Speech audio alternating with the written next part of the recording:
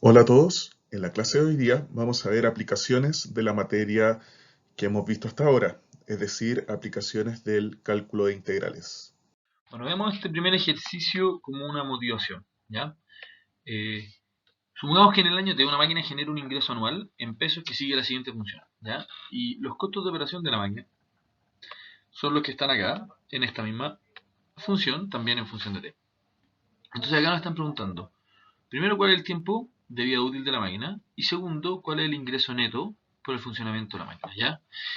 Entonces, lo primero es el tema de la vida útil, ¿ya? Y la vida útil, yo digo que cuánto es la vida útil de una máquina cuando el ingreso de T es mayor que el costo en T, ¿cierto? Entonces, la máquina yo la voy a usar hasta que el ingreso en T sea igual al costo en T, ¿ya? Veámoslo gráficamente. Este es el gráfico. La línea azul representa el ingreso en T y la línea morada muestra el costo en T. Como pueden ver acá, el ingreso va decayendo mientras que el costo va subiendo. Y eso es muy típico. Al final, las máquinas al principio son muy eficientes y generan mucha plata y después me cuesta más. Y en este punto, donde el ingreso es igual al costo, es donde vamos a decir que termina la vida útil de la máquina. Y lo otro es ver cuánto gané. Los ingresos que me produjeron la máquina son todos estos, ¿cierto? Pero los costos que me produjeron la máquina son todo esto. Entonces yo puedo decir que los ingresos totales son el integral de la curva, bajo la curva entre 0 y la vida útil del ingreso de T. Y los costos totales son la integral entre la vida útil, entre 0 y la vida útil del costo en T de T. Ahora, el neto va a ser el ingreso menos el costo. Vamos por partes. Primero veamos hasta dónde dura la vida útil de la máquina. Nosotros sabemos que la vida útil de la máquina va a ser hasta que el ingreso en T sea igual al costo en T, ¿cierto? Y eso, si yo lo igualo, me va a quedar 5000 menos 20t cuadrado es igual a 2000 más 10t cuadrado, ¿cierto? Y acá yo digo que, paso restando simplemente, que 3000 es igual a 30t cuadrado. T cuadrado es igual a 100, t es igual a 10. Y si se acuerdan, en el gráfico que vimos antes, que era así, yo tengo acá el ingreso en t y tengo acá el costo en t, decíamos que este punto era 10. Ahora, el ingreso neto va a ser la integral entre 0 y la vida útil de el ingreso en t menos la integral entre 0 y la vida útil del costo en t. Ahora, si se acuerdan, yo puedo, si tengo los mismos límites de integración, lo único que tengo que hacer es poner la resta. Y acá yo sé que la vida útil de la máquina dura hasta t igual 10. Y el ingreso en t menos el costo en t, yo sé que el ingreso en t es 5000 menos 20t cuadrado. Y el costo en t es igual a 2000 más 10t cuadrado. ¿Cierto? Ahora voy a borrar y voy a seguir desarrollando. Ahora podemos seguir desarrollando, ¿cierto? Lo único que tenemos que hacer es abrir la integral y vamos a decir que esto es 5000 menos 2000, me queda 3000, menos 20t, menos 10t, me queda menos 30t cuadrado, ¿cierto? De t. Ahora la integral acá es fácil, es 3000t menos 30 tercios t cubo, y todo esto está evaluado entre 10 y 0, ¿cierto? Esto va a ser 30.000 menos 10 por 10 al cubo, que esto es 10.000,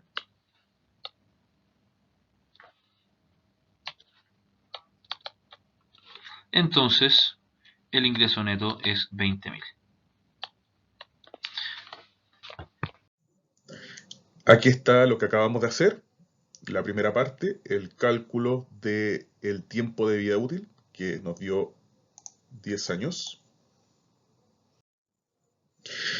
Aquí se ve gráficamente que el ingreso neto se iguala con el costo neto en T igual a 10.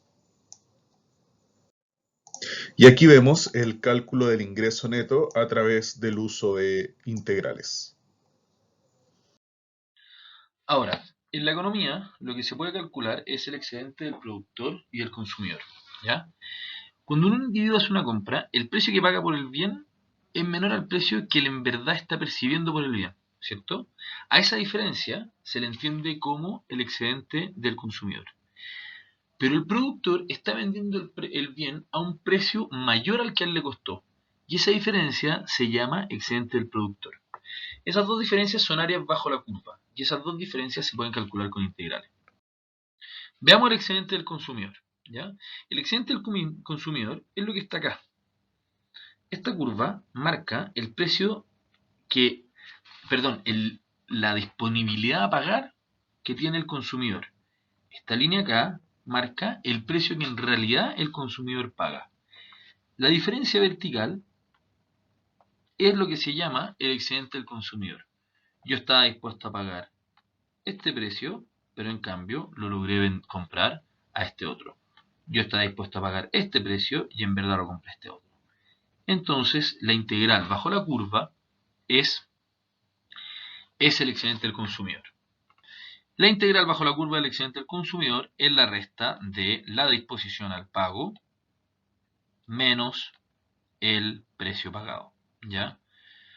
Si se fijan acá, yo tengo que por todas las unidades el consumidor paga P0, o sea, gasta todo esto. En cambio, por todas esas unidades, su percepción de valor es lo que está en rojo. Por ende, el excedente del consumidor es la resta entre las dos. Equivalentemente, tenemos el excedente del productor. El excedente del productor es la diferencia entre lo que el consumidor percibió como ingreso, que sería el precio multiplicado por la cantidad vendida, y el costo de producción que tiene, o el costo de la oferta que tiene para el productor. Y por ende, la diferencia o excedente del productor también es la diferencia entre las integrales bajo la curva.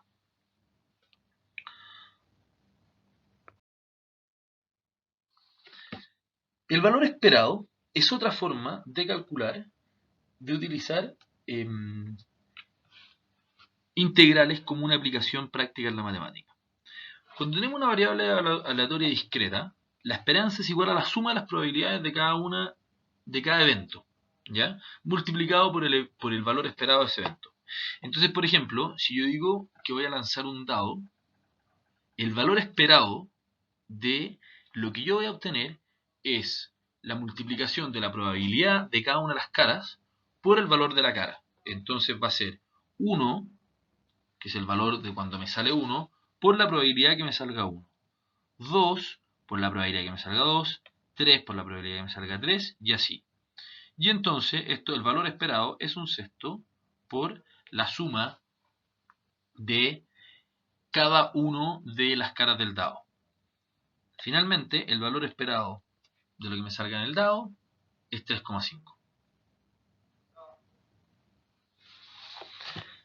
Cuando yo tengo una variable que tiende a infinito en los casos, por ejemplo, si yo tuviera un dado que tuviera infinitos lados, o muchísimos lados, yo diría que el valor esperado es la sumatoria de 1 a n de x sub i por px sub i, donde x sub i sería el valor, en este caso, de la cara i, y la probabilidad de x sub i es la probabilidad que salga la cara i.